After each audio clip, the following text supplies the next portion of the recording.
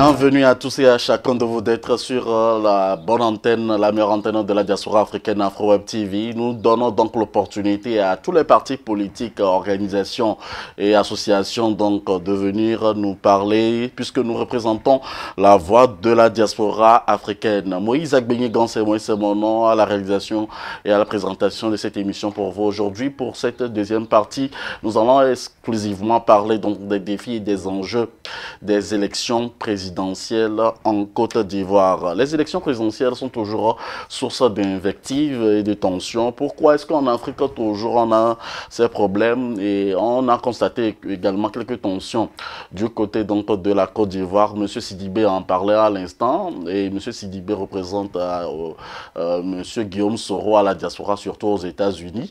Et nous recevons aussi Monsieur Edmond Sauvon qui est analyste politique, communicant politique. Alors, quelle est l'analyse que vous faites quand vous voyez par exemple l'atmosphère politique qui prévaut, donc disons à 8 mois des élections en Côte d'Ivoire, Monsieur Sauvon? Oh, vous savez, oh, comme on l'avait dit dans la première manche de cette émission, les choses ne vont pas bien, surtout pour l'opposition, mais le président Ouattara fait tout pour écarter l'opposition. Donc, ça crée des tensions, ça crée des frustrations au sein des partis politiques, au sein des militants des partis politiques, et surtout pour les partis qui sont bien ancrés comme le GPS, comme le PPAC, comme le COGEP, comme le PDC, tous ces soubresauts qui font que leurs présidents ne pourront pas être candidats sont en train de les frustrer. Vous savez, je l'avais dit au début que la Côte d'Ivoire est un pays très fragile. La Côte d'Ivoire a connu des épisodes électoraux très, très mouvementés, des élections chrysogènes. Donc, on ne veut plus que ça arrive.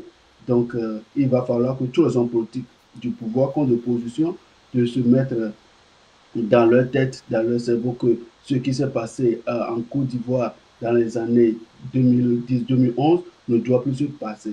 S'il y a des faits, s'il y a des choses qu'on est en train de mettre en place pour que ça arrive, je prie aux Ivoiriens de tout faire pour que ça n'arrive pas. Mais aujourd'hui, avec ces frustrations, avec ces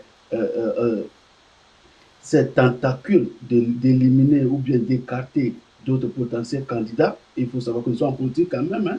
Donc, c'est ça. Mais il va falloir mettre la balle à terre pour que ces élections soient transparentes, apaisées et que celui qui sera vaincu reconnaisse qu'on l'a vaincu et que celui qui gagne, gagne les mains hautes. Vous savez, nous sommes en Afrique et quand vous lisez bien ce qui se passe dans le landerneau politique africain, vous allez voir que la plupart de nos chefs d'État ne sont pas élus.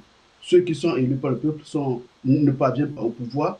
Rares sont ceux qui parviennent au pouvoir. Et la plupart, ce sont les impérialistes et les occidentaux qui mettent la main, qui font une même sur nos processus électoraux et nos présidents. Donc, il va falloir qu'aujourd'hui, nous, jeunes Africains, prenions conscience que notre avenir est entre nos mains, nous allons plus laisser quelqu'un venir faire la politique à notre place ou bien choisir notre président à notre place. Donc, c'est tout ce que je peux dire aux Ivoiriens que la Côte d'Ivoire est fragile. Faisons tout pour que les vieux démons ne reviennent pas ou bien faisons tout pour que on ne puisse plus réveiller les vieux démons. Merci. Pour qu'on ne puisse plus réveiller les vieux démons. Alors, Monsieur Sidibé, quand vous voyez l'atmosphère qui prévaut en ce moment du côté de l'opposition, puisque vous en êtes, quelle est, comment ressentez-vous donc cette élection présidentielle qui se profile à l'horizon?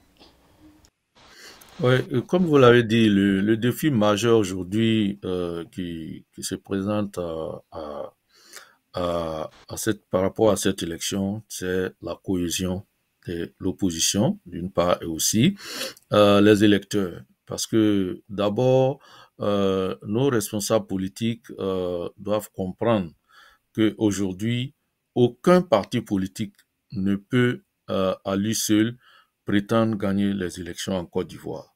Et ça, c'est une réalité. Parce que nous avons vu, c'est vrai que en 2000, Il y a une élection où le président Laurent Gbagbo était face au président Gueye. Il a gagné parce que peut-être que euh, en ce temps-là, il y a eu une certaine... il avait une popularité contre le président Gueye qui l'a fait élire. Et nous avons vu la suite. Il y a eu combien de morts il y a eu après ces élections-là. Et c'est ce qui a un peu peut-être créé cette tension qui a continué de 2002 jusqu'en 2010. Donc, il y a une réalité. Les opposants doivent comprendre la nécessité de se mettre ensemble. Et c'est ce que le président Guillaume Soro a toujours souligné. Il ne le dit pas au hasard parce que vous savez que la mise en place, comme je l'ai dit précédemment, du RHDP était un peu un travail effectué par le président Guillaume Soro pour que l'opposition soit ensemble et que l'opposition se présente contre le candidat présidentiel en ce temps-là, qui était le président Gbagbo. Et c'est ce qui a fait que le président Ouattara a gagné. Donc aujourd'hui, l'opposition doit comprendre que en voulant aller en rang dispersé, ils vont encore fragiliser cette opposition-là et ce sera à l'avantage du président Alassane. Et c'est ce qu'il souhaite d'ailleurs, parce que quand vous remarquez aujourd'hui, tous les partis politiques ont été scindés à deux par le président Alassane. Pourquoi? Parce qu'il est toujours arrivé à corrompre certains leaders politiques en les amenant en sa faveur. Vous voyez aujourd'hui, il y a une branche du PDCI qui se retrouve au RHDP, il y a une branche du PPACI, l'ancien FPI, qui se retrouve au RHDP. Et ceux-là aujourd'hui se disent RHDP et en même temps ils jouent le jeu parce qu'ils ont contribué à la division de l'opposition. Et c'est une réalité qui est là aujourd'hui parce que nous avons vu aujourd'hui, malgré ces condamnations qu'on dénonce, malgré ces situations de condamnation violentes qui sont adressées à l'égard de certains opposants, mais personne, les gens restent indifférents. Et il y a cette indifférence-là aujourd'hui, ça veut dire que si le PDCI a un problème, voilà, les autres restent à l'écart. Si le PPACI a un problème, les autres restent à l'écart. Mais c'est comme ça le président Alassane utilise. C'est cette stratégie-là qu'il utilise pour encore fragiliser. L'opposition doit comprendre qu'elle doit être ensemble, se mettre ensemble d'une voix et combattre le pouvoir en place. Tant qu'elle ne comprendra pas ça, comme l'a dit le président Guillaume Soro, ça sera vraiment un leurre de penser qu'on peut vraiment vaincre le président Alassane. Et aussi les électeurs et les Ivoiriens, parce qu'aujourd'hui, c'est comme en Afrique, hein, la corruption des électeurs est vraiment une réalité. Il faut que les gens comprennent que l'importance d'une élection, c'est vraiment au-delà des moyens. Si un politicien vous donne de l'argent ou vient vous faire des faveurs, c'est votre argent, mangez-le, mais ne vendez pas votre dignité parce que c'est très important aussi. Donc, c'est les deux défis que moi je vois qui seront vraiment importants. Ensuite, peut-être de l'influence occidentale qui, elle, je pense qu'elle n'est pas aussi... elle sera importante, mais vu les réalités aujourd'hui, l'Occident, peut-être avec la nouvelle politique américaine qui a été claire, peut-être qu'il trouve qu'aujourd'hui, c'est la non-gouvernance qui est la cause de certains conflits, des violences. Et donc, je pense que cela va peut-être amener aujourd'hui l'Occident à revoir le soutien qu'ils ont pour les opposants en Côte d'Ivoire, bien pour les présidents qui sont encore au pouvoir. Alors, Donc, Monsieur voilà un Sauvant, peu ce que je dis. oui, Monsieur Sauvant, le président Alassane Draman Ouattara, vous l'avez mentionné dans votre exposé, dans toutes les réponses probablement. Dites-nous, que pensez-vous d'une potentielle candidature du président Alassane Draman Ouattara, même s'il dit qu'il a une demi-douzaine qui peuvent assurer donc l'avenir du RHDP, sinon donc de la Côte d'Ivoire? D'abord, il faut savoir que le président Ouattara est dans les rouages de la politique ivoirienne depuis les années 90. Hein. Et donc, plus de 30 ans déjà. Il est président depuis 2010. Donc, il fait 3 mandats déjà. Donc, vous savez, en Afrique, nos chefs d'État ont cette ruse de changer la constitution après deux mandats et faire encore 2 mandats. Donc, il peut dire qu'il peut donner cet argument de, de- d'être dans de faire le deuxième mandat de la nouvelle constitution. Donc, si l'opposition peut accepter qu'il fasse ce deuxième mandat, oui, ils peuvent aller. Mais si l'opposition dit non, là, vous allez voir que les crises vont surgir encore. Mais est-ce que le président Ouattara lui-même, il veut? Peut-être qu'il le veut. Peut-être qu'il le veut bien. Mais est-ce que l'opposition va le laisser faire? C'est là aussi la question. Il faut savoir que quand on voit bien ce qui se passe entre le président Ouattara et la France et tout ça, vous allez voir que il y a les cartes qui vont être rebattues. Ça, c'est vrai, on voit très bien, les cartes vont être rebattues. Donc, le président Ouattara aussi va prendre toutes ces dispositions pour se maintenir au pouvoir. Donc, c'est aux Ivoiriens de dire non, nous ne voulons pas que quelqu'un se maintienne au pouvoir. Mais il faut savoir qu'ils ne le feront pas cadeau. Le président Ouattara est à la fin de son troisième mandat. Comme je l'ai dit, tout montre. Et quand vous voyez très bien, précisément, le président Ouattara va se présenter. Moi, je n'ai pas la boule de cristal pour dire qu'il va se présenter ou bien Et il ne va justement, pas. si la surprise se fait, il ne se présente pas. Là, c'est une surprise. Comme tu le dis, là, c'est une surprise. Mais c'est probable qu'il sera candidat. Et si l'opposition est toujours est dispersée, divisée, et il va encore gagner. Et là, vous allez voir que les partis politiques seront éliminés un à un, où il n'aura plus d'opposants costauds, d'opposants vrais en face de lui. Alors, Monsieur Sidibé, dites-nous, on veut savoir la position ou la posture donc de votre président Guillaume Soro. Excusez-moi si je reviens sur la question par rapport à la potentielle candidature du président Alassane Draman Ouattara. Pour votre information, je pense que le président Soro, Guillaume Soro, a une position très claire depuis 2020, où il a estimé que, parce que la constitution qui a été mise en place en 2016, le président Alassane avait signifié devant les députés et même à la télé que cette constitution-là ne pouvait pas lui permettre d'être candidat. Et donc, nous avons un responsable du Conseil constitutionnel dans le temps, M. Ouraga Oubou, qui a même démontré cela aussi, que le président Alassane ne pouvait en aucun cas se présenter. M. Sixé Bakongo, qui est aussi un éminent juriste du RDR, qui est devenu le RHDP, a aussi soutenu. Mais nous avons vu comment le président Alassane a, malgré cela, a manipulé la constitution et le président Guillaume Soro a été ferme depuis ce temps-là. Donc, il n'a jamais reconnu la possibilité pour Alassane d'être candidat. Et je pense que c'est selon la constitution ivoirienne, parce que la loi ne lui permet pas de le faire. Mais il fait un passage en force et nous avons vu qu'en 2020, il y a eu une coalition pour essayer de combattre cela. Et je crois qu'il y a eu près d'une centaine de morts. Donc, c'est dans le sang des Ivoiriens que le président a été élu et il s'est imposé.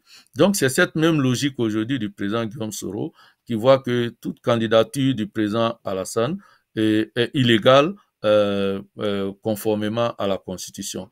Parce que la Constitution est claire, c'est 2 mandats et pas plus. Donc, ces histoires de premier mandat de la deuxième constitution, c'est juste, comme l'a dit, une faiblesse de l'opposition qui a laissé faire les choses et qui est resté aussi, je dirais, incapable d'agir parce que dû aux divisions qui sont encore au niveau de l'opposition. Donc, pour dire que le président Guillaume Soro a toujours été clair. Il n'a jamais reconnu ce deuxième mandat du président Alassane. Et donc, je pense que c'est cette position que le GPS a toujours entretenue. Le président Alassane Draman Ouattara disait que c'était donc le moment de donner une main ou l'occasion à la nouvelle génération de prendre la relève. La nouvelle génération, vous la sentez donc aux aguets pour assurer cette relève-là, même s'il dit qu'il a une demi-douzaine. Et quel est l'avenir politique donc de la Côte d'Ivoire lorsqu'on parle donc d'élection présidentielle? Qui sera le candidat le mieux placé pour assurer la relève, Monsieur Sauvon, selon vous?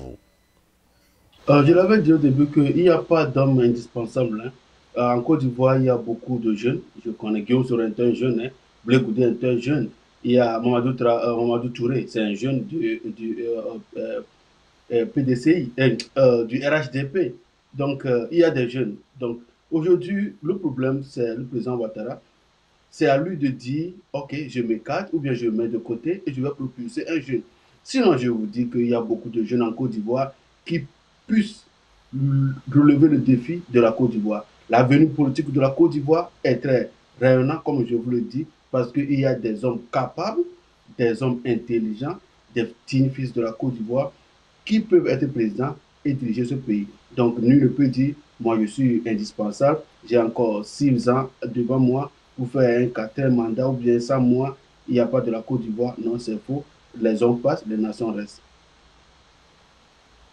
Les hommes pas. Monsieur, je sais que Monsieur Sidibé, je sais que vous soutenez Guillaume Soro, mais qui, à part Guillaume Soro, vous voyez à la tête donc de la Côte d'Ivoire si il advenait que Monsieur Guillaume Soro n'est pas pour le prochain président de la Côte d'Ivoire? Oui, comme je le dis, c'est un peu trop tôt parce que en bonne analyse, avec certaines réalités que nous avons vécues dans certains pays, au moment où Emmanuel Macron venait au pouvoir, personne ne l'envisageait être président de la France. Et lorsque Barack Obama venait au pouvoir en 2008, il y avait des démocrates encore plus aguerris que nous, on voyait comme des potentiels candidats pour relever le défi et être président avec Hillary Clinton et autres. Donc, la politique, il est très difficile aujourd'hui de se baser sur la réalité actuelle. Comme on dit, c'est une saine appréciation du moment. Donc, si nous passons sur cette base aujourd'hui, nous estimons que M. Guillaume Soro a toutes les qualités vraiment d'être candidat, mais la réalité est que pour nous, jusqu'à preuve de contraire, c'est lui que nous allons soutenir. Mais je dirais tous les candidats aujourd'hui de l'opposition sont valables. Voilà, donc tous ceux qui sont candidats au niveau de l'opposition peuvent dignement représenter la Côte d'Ivoire. M. Gbagbo Laurent a déjà été candidat. Donc nous avons M. Tidiane Thiam, nous avons d'autres candidats, voilà, qui sont peut-être là, qui sont aguerris, peut-être qui sont dans l'ombre. Peut-être s'ils viennent avec des programmes, ils pourront concurrencer avec notre président. Mais nous disons que si les élections sont transparentes, cela permettra aussi d'avoir peut-être des candidats compétents.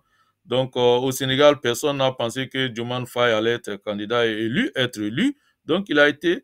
Donc, ça, c'est l'avenir qui nous le dira. Mais pour nous, aujourd'hui, au GPS, nous nous concentrons sur le président Guillaume Soro, sa campagne, son élection. Maintenant, nous aviserons parce que nous ne négligeons pas les autres. Madame Gbagbo aussi est candidate, elle a son parti, elle a bien dit, elle sera candidate. Donc, il y a plein d'aujourd'hui sur la scène politique ivoirienne qui sont aussi présidentiables, tout comme notre président. Et comme on le dit, que le meilleur qui viendra, c'est aussi une élection, on peut gagner ou on peut perdre, il y a des réalités souvent.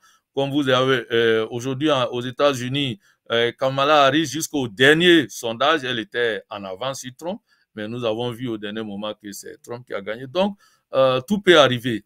Mais nous disons que, voilà, le président Alassane n'est pas le seul. Voilà, comme il le dit, il trouve toujours des moyens pour pouvoir peut-être aller aux élections.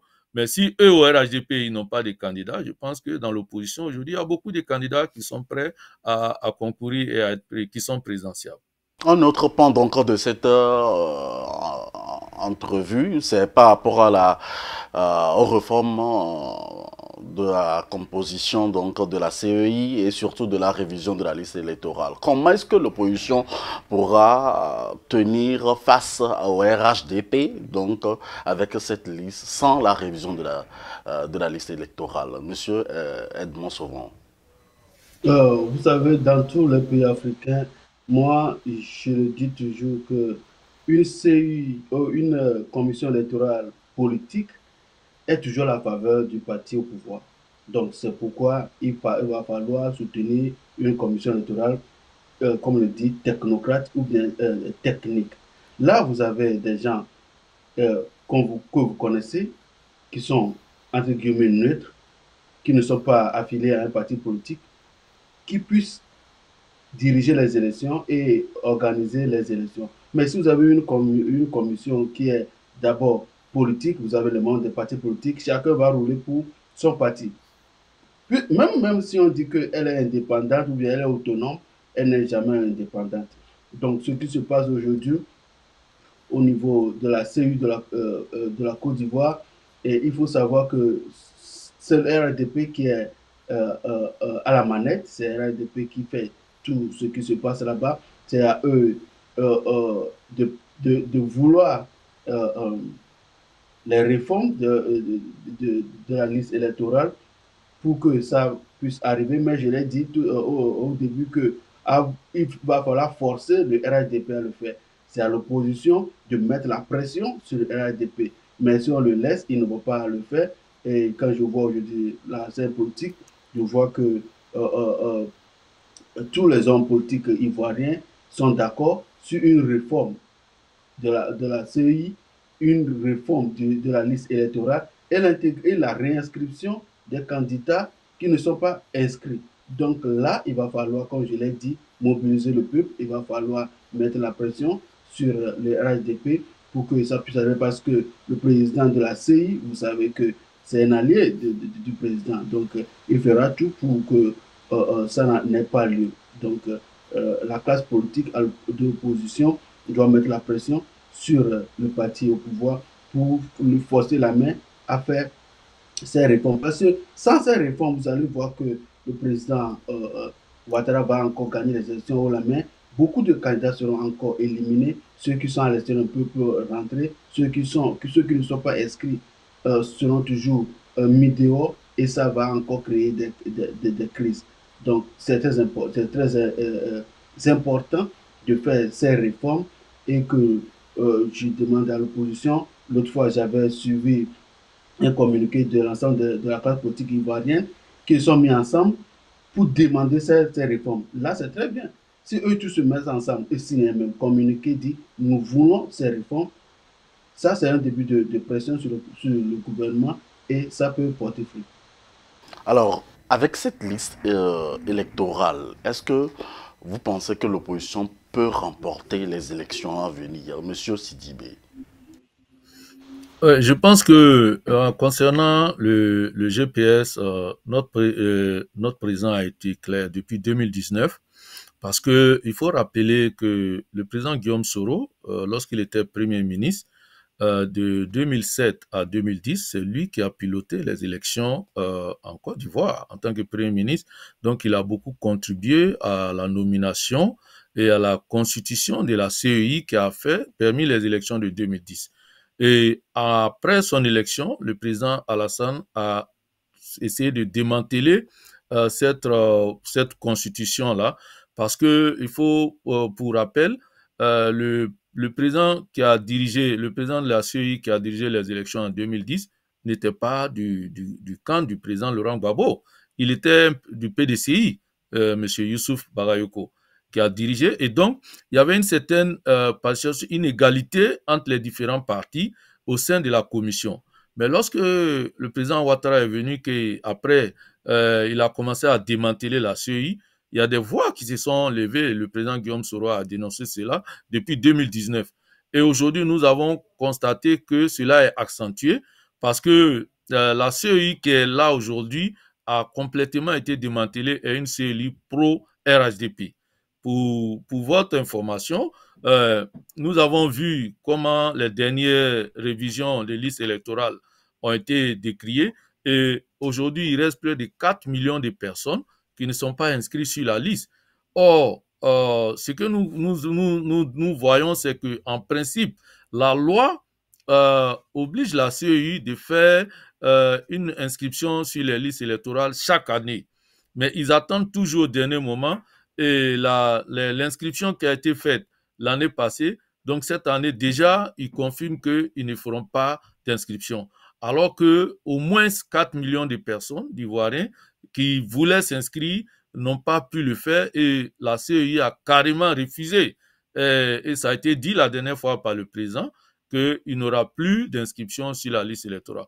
Donc déjà, cela prouve la machination de la CEI pour encore conduire tout droit le président Alassane Ouattara vers une autre victoire. Donc, c'est ce que nous disons. Le président a toujours dénoncé, le président Soro l'a toujours dénoncé parce qu'il sait, il a été il a beaucoup contribué, voilà, à la mise en place de cette CEI qui a organisé les élections. Et lorsqu'il parle, il sait de quoi il parle. Il a toujours dit que cette CEI qui est là va brûler la Côte d'Ivoire parce qu'elle n'est pas représentative et elle est vraiment au service du RHDP. Que fera l'opposition lorsque la liste électorale reste intacte ou carrément l'opposition fera un boycott, ou quelle sera la stratégie à mettre en place du côté de l'opposition, M. Edmond Sauvon? Vous savez, la stratégie, ça se discute, hein, la stratégie face à un chef d'État ou bien à un parti politique qui est au pouvoir. Ça se discute entre les partis d'opposition, ça on ne sait même pas, sur la place publique. Je suis sûr qu'ils sont en train de discuter entre eux sur quoi faire. Vous savez, les boycotts dans nos pays ont été toujours comme ça, hein. Vous avez vu en Côte d'Ivoire en 2020, lorsque l'opposition avait décidé de boycotter, le président Ouattara a trouvé quelqu'un, M. Kakabe, pour aller aux élections avec lui. Ça a été toujours comme ça dans tous les pays. Donc, même si l'opposition décide de boycotter les élections demain, le président trouvera quelqu'un pour l'accompagner à ces élections. Donc, sur le boycott, c'est ça. Maintenant, la stratégie à adopter. Comment faire maintenant pour inscrire le maximum de citoyens sur la liste? Comme le frère vient de l'indiquer, chaque année, on doit faire une révision de la liste électorale. Le président sait que, vous savez, beaucoup de jeunes aujourd'hui, ils sont fatigués de sa gouvernance. Donc, en les inscrivant, ils sont enclins de voter pour quelqu'un d'autre. Donc, stratégiquement, ça ne va pas dans leur avantage. Donc, ils ne vont pas le faire. Maintenant, c'est à l'opposition maintenant de mobiliser son peuple, de mobiliser leur base, de mobiliser leurs sympathisants et de faire face à ce qui va arriver. Mais je demande à l'opposition de beaucoup travailler avec le peuple, ceux qui sont déjà inscrits, à se mobiliser le jour des élections. Le pouvoir peut décider de ne plus faire une révision électorale, mais ceux qui sont déjà sur la liste ne doivent pas s'abstenir à aller voter. Ils doivent sortir et ils doivent voter utile. Et ça à l'opposition de monter la voix et de montrer qui voter. Mais si on demande aux populations d'aller voter, au peuple d'aller voter, mais l'opposition est amorphe, vous savez que le président Ouattara va encore gagner les élections. Donc il y a du travail à faire. Et ils sont en train de le faire, je le vois presque chaque semaine dans des meetings de mobilisation. Il va falloir beaucoup expliquer, surtout éviter trop d'abstention dans ces élections. Nous sommes sur la dernière ligne droite de cette émission. Monsieur Sidibé, nous sommes à la fin. Dites-nous concrètement, si le président Alassane Dramane Ouattara déclare qu'il sera encore aux élections, que fera l'opposition avec cette liste électorale? Ou allez-vous maintenir donc votre position, ou carrément allez-vous soutenir un candidat de l'opposition? Quelle est votre conclusion par rapport aux enjeux, aux défis des élections présidentielles dans votre pays? Oui, la conclusion, comme je l'ai dit tout à l'heure, c'est le défi que l'opposition doit relever parce qu'un seul parti aujourd'hui ne pourra pas vaincre M. Ouattara. Et comme l'a dit tout à l'heure le camarade Sauvant, la CEI est tripatouillée parce qu'aujourd'hui, la liste électorale est tripatouillée parce que c'est une liste électorale de 2010 qui est aujourd'hui la base des élections présidentielles. C'est pourquoi chaque année, la CEI refuse de recruter de nouvelles personnes parce que cette base-là, depuis qu'elle a été favorable au président Alassane, il faut tout faire pour la maintenir et cela facilitera un peu les tricheries au niveau parce qu'ils ont déjà un logiciel sur ça. Et c'est ce qu'ils ont toujours fait. Donc, c'est dire que si l'opposition ne se manifeste pas, qu'elle va aux élections de cette façon-là, le président Alassane sera toujours président. Et donc, c'est de se mobiliser. La mobilisation doit se faire au niveau de tous. Et il y a une nécessité de comprendre cela. Et c'est pourquoi le président Guillaume Soro a toujours fait appel à cette mobilisation-là. Et c'est pourquoi il a répondu à l'appel du président Gbagbo aussi, qui a compris cette nécessité. Donc, nous demandons vraiment à toute l'opposition de vraiment s'unir. C'est la seule manière, c'est le seul moyen qui permettra de tout remettre en cause pour que les élections soient réellement démocratiques et sincères. Sans cela, cela ne va pas se passer. Donc, parce que la liste électorale est aujourd'hui tripatouillée, et donc on fait voter même des personnes parce qu'ils ont déjà des listes. Ici, il y a des gens qu'on a fait voter sur les listes alors qu'elles n'étaient même pas là le jour des élections. Parce qu'on regarde le nom, quand ça a consonance nordiste, on soutient, on te met déjà que tu as voté pour le président Alassane. Et là, il faut tout changer. Et pour changer cela, c'est la volonté de l'opposition. Tant qu'elle ne se met pas en place, quel que soit le candidat qui sera face au président Alassane, il va échouer. Et c'est ce que le président Guillaume Soro a toujours dit. Et il estime que l'opposition doit vraiment se mettre ensemble et pour qu'il y ait une CEI vraiment consensuelle, pour que tout le monde s'y retrouve afin que nous puissions aller aux élections. Merci, M. Sidibé. Merci d'avoir été des nôtres aujourd'hui pour cette émission. Ce sera votre conclusion pour cette émission. Monsieur, aide-moi en 1 minute votre conclusion. La seule chose que je peux dire pour conclusion, c'est je demande aux Ivoiriens de prendre conscience des enjeux géopolitiques, des enjeux sous-régionaux, de ce qui se passe tout autour d'eux et de ce qui se passe dans le monde. La Côte d'Ivoire a besoin de la paix et nous prophétisons la paix sur la Côte d'Ivoire. Il faut aller aux élections dans la cohésion, dans la quiétude. Il faut des élections apaisées. Paix sur la Côte d'Ivoire. Merci. Merci à vous aussi d'avoir été des nôtres aujourd'hui. Je rappelle à tous les téléspectateurs que nous sommes ouverts à tous les partis politiques. Nous voulons recevoir tous les Africains qui veulent bien débattre avec nous. Vous pouvez donc nous contacter sur le +1 319 462 89 119. Merci infiniment de votre disponibilité. Veuillez vous abonner à notre chaîne YouTube si vous avez raté le direct aujourd'hui. Bonne suite de nos programmes sur AfroWeb TV. Que Dieu vous garde et bonne chance aussi à vous, Monsieur Sidibé. On se retrouve pour un autre numéro. Ciao, bye. Chaque semaine, la rédaction d'AfroWeb TV vous propose un condensé de l'actualité des 7 derniers jours. Suivez sur AfroWeb TV